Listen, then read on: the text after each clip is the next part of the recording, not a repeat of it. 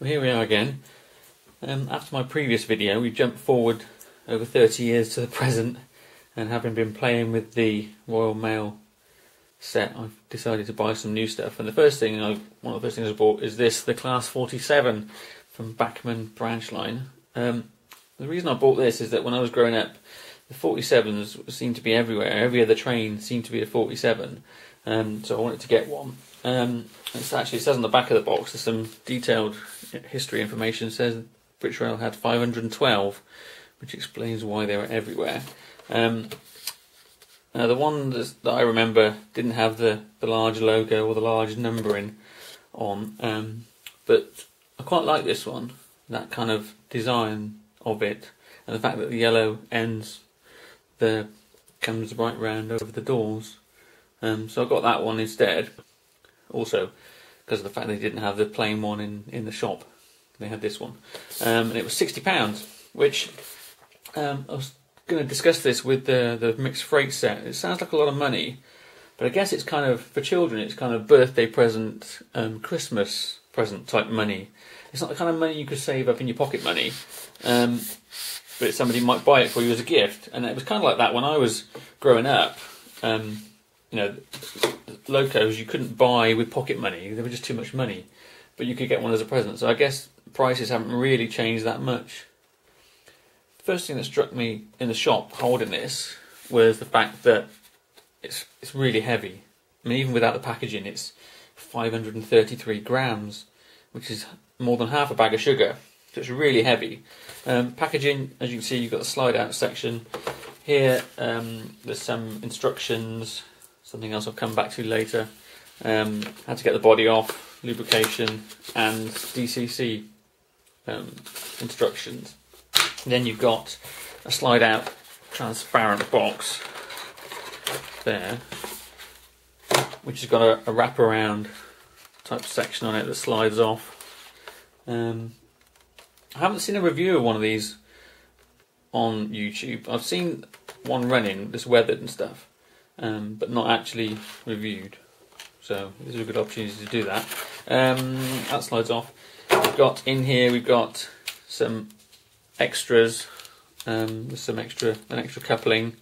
There's some snow plows and extra pipe works, backing pipes, air brake hoses, couplings and things. And what really struck me first time I opened it up was just the level of detail of the thing after the weight of it. So we'll take it out of the packaging and go through that in detail.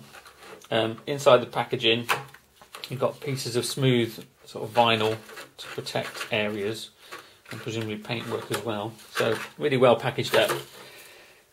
And here it is, the Class 47. Large logos. What struck me straight away was the level of detail. Very, very fine moulding. You've got a couple of fans under the grills that don't actually work, unfortunately, like the 50 from Hornby, but still quite a neat little touch. But what really struck me is the level of detail in the painting and the markings.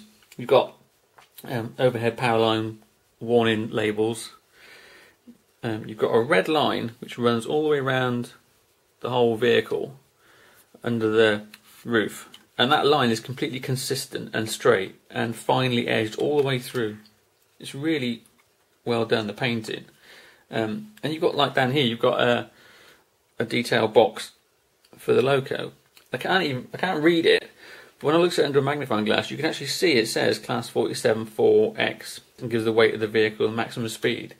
And that detail is actually there in that marking. It's just incredible.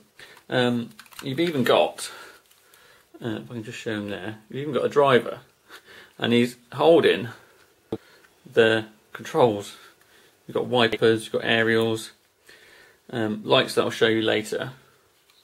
Just incredible detail.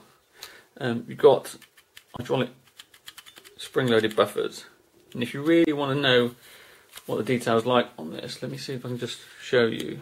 On here, you've got the working parts of the coupling, and they could have made that in just one solid piece, have it hanging down, but it's not. It's like 4 pieces all properly hinged together, and that just struck me as just an amazing level of detail in the thing. Just fantastic. Underneath we've got switches to turn the cab lights off and the tail lights. I'll come on to more about later on about DCC control for that. Looking at it, you can see that the contacts are available for each wheel, so there's actually pickup on every single wheel. Just in there, you might just be able to see it, there's a red bar which is the actual drive shaft from the centrally mounted motor which drives both bogies.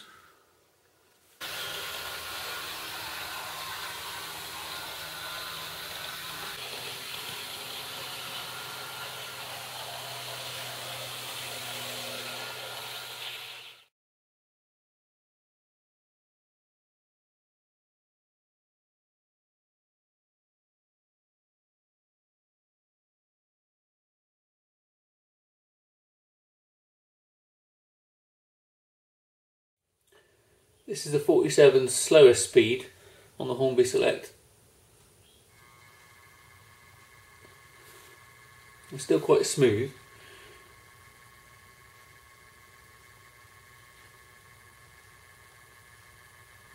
You can hear the motor turning on the poles. Function controls with a 21-pin Bachmann decoder. Function 0 is the locomotive directional lighting, which on the Select you can just press functions turn on off. So front lights are a bright white light and 2 yellow lights. These are all LEDs. And if I change direction, the 2 outer ones are the red ones. Function 1 is cab lighting, which is both front and rear. It's difficult to see that it's come on there, but it has. And off again. Other function controls, function 3, shunting speed reduction, which varies the speed levels but doesn't change the slowest speed. And F4, function 4, is turn the inertia on off, which is the acceleration and deceleration settings.